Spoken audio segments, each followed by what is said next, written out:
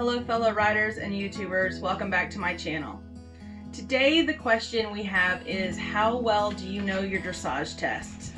This goes for both eventers and dressage riders in both the big shows and the schooling shows. So along with having to remember where you're going in the arena, where the letters are in the arena, everything you've practiced at home, we now are going to go through more things to think about during your dressage test.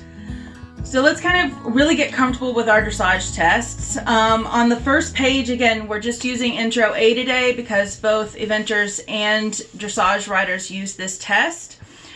The first page is the introduction, and it tells you that all trot work will be done at the rising trot, and that would be mandatory. You can sit in and out of your transitions the stride or two, depending on how you and your trainer have taught you and your horse to get in and out of the transition. I should know the purpose, but to make sure that I don't skip a word, I'm going to read it to you. So the purpose of introductory level, all level, meaning A, B, and C, the purpose of the level will be for the entire level, all the tests. So this purpose is to introduce the horse and rider to the sport of dressage, to show understanding of riding the horse forward with a steady tempo into an elastic contact with independent, steady hands and correctly balanced seat, to show proper geometry of figures in the arena with correct bends via corners and circles. So that's a mouthful, but it really helps you when your stomach is churning at home thinking about whether or not you're ready for that level. That's really the purpose of this level. So if you're thinking, I'm going to do a third level test and I don't have a lead change, go read the purpose of the level. You might think, I might do a second level test and I'll just jog my way through it instead of properly collecting my horse or showing good true elasticity of the gaits in your medium gaits. Go read the purpose of second level. On each of your tests, they will have your 1 through however many movements are in the test. In Intro A, there are 9 movements. As you get higher, they get more movements. So you'll see first, second, and up. You'll flip the test sheet over, and there will be even more movements on the back. As you get up the levels into Pre-St. George and Grand Prix, there are multiple pages. So movement 1 of Intro A is A, inner working trot rising between X and C medium walk.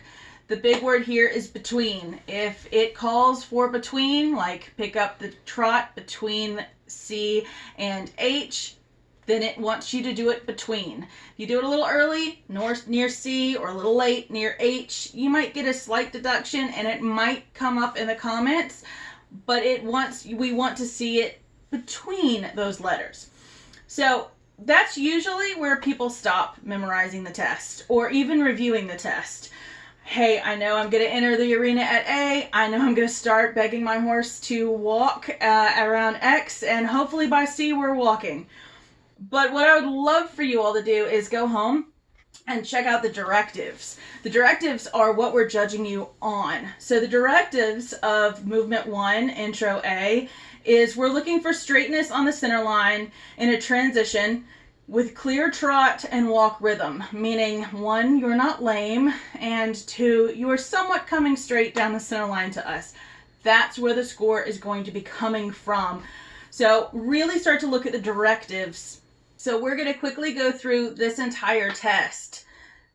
We've already gone through movement 1. We're going to now go through movement 2, which is C track right at M. It won't say at, but when it says the letter, it means at M. And it is when your body is next to the letter, not your horse's face, like in showmanship in 4-H. It's when your body touches the letter that we're going to give you the credit that you deserve. So at M, working trot rising.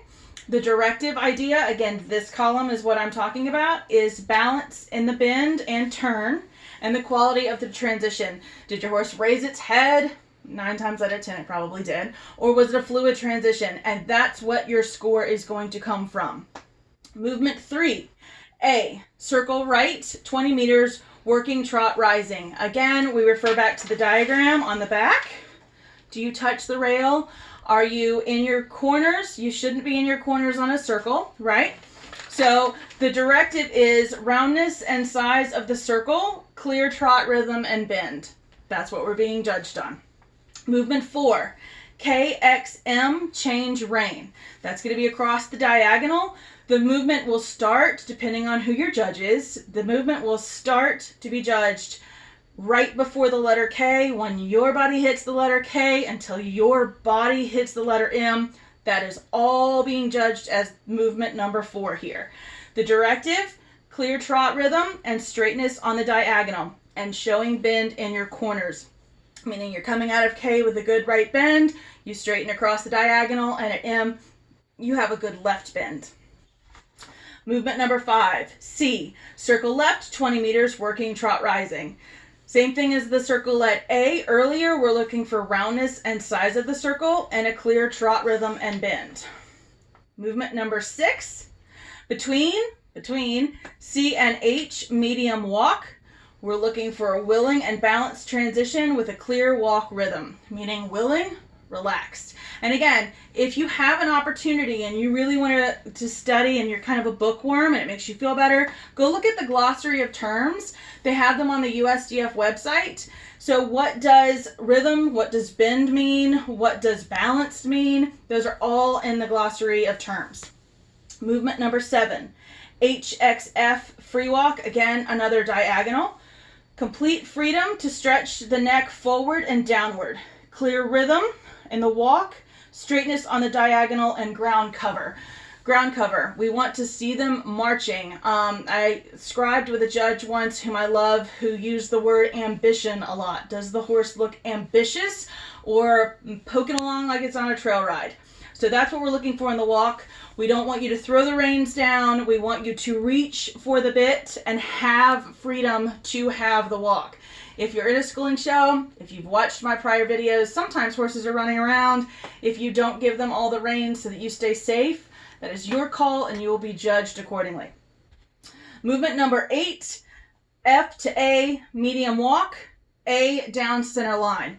The directives, willing and balanced transition, clear walk rhythm, bending in the corner up the center line, and the turn, and then straightness on the center line. So that's a really big movement. It's deep in the corner, coming off of your free walk, developing the medium walk, and then heading up the center line. And that's all going to be commented on and judged in that one movement. And then the final movement is X halt salute.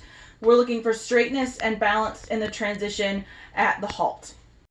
So you're done with your test.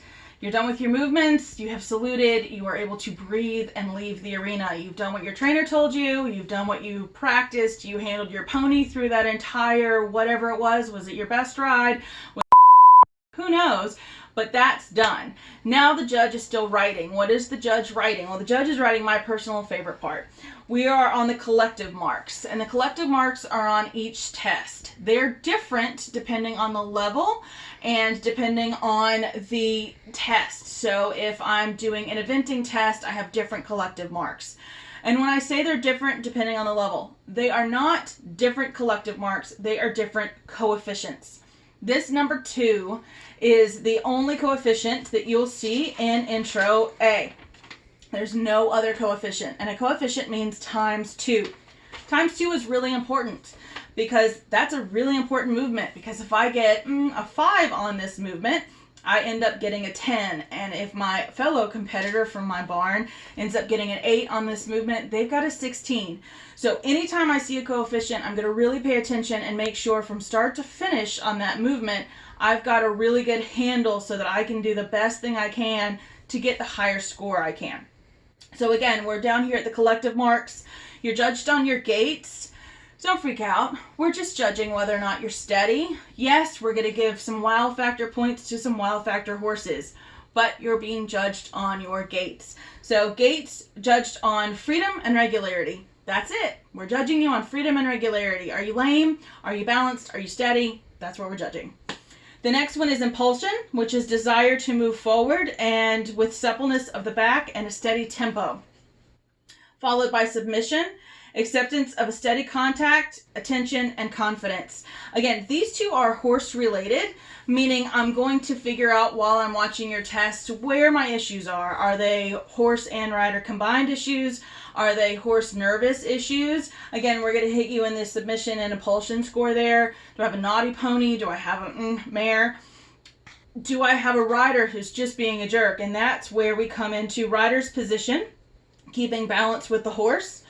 Then rider's effectiveness of aids, which is correct bend and preparation for the transitions. Is the rider helping the horse or is the rider hindering the horse during these transitions?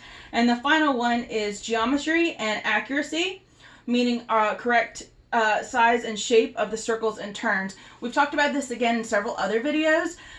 Are you hitting the rail? Are you going deep in your corner when you're on a circle, which you shouldn't be doing? Are you overshooting the center line? That's where these scores are going to be mapped out. And if we have time, we're going to kind of chit chat with you throughout these comment sections. Don't ever freak out if you see something underlined. It's just so that we can kind of move on and get to my absolute favorite part, which is the further remarks. Ideally, you want to see a very positive remark from your judge at least. We really should coach you, but we should kind of help you along. I love to be able to keep all of my past tests and read the back, the further remarks. And I like to be able to think about my personal victories. Have I improved? Have I improved as a team? I hope you learned a little bit from today's YouTube video. Please go and review your tests. Encourage people to video your ride. Again, like mentioned in prior videos, try to have it videoed from A or from the side letter E or B. So you're best going to be able to see how your judge and the comments coincide with the test in front of you. Review them. Find the positives. Even if you had a little bit of a negative judge or you felt bad about your ride, the hardest part is to find your positives. I want you to want to come back into the show arena. And if you don't mind, to show your support for this channel, if you'll please hit the like on the video and subscribe to our channel. And if you'd really like to, hit the notifications bell so that you'll see the next part 3 in this series, where we're actually going to have a rider doing intro A. And I will be sitting with the video camera at C, and we're going to review it and let you kind of piece together everything I said in the first video and in today's video. Thanks so much and happy riding.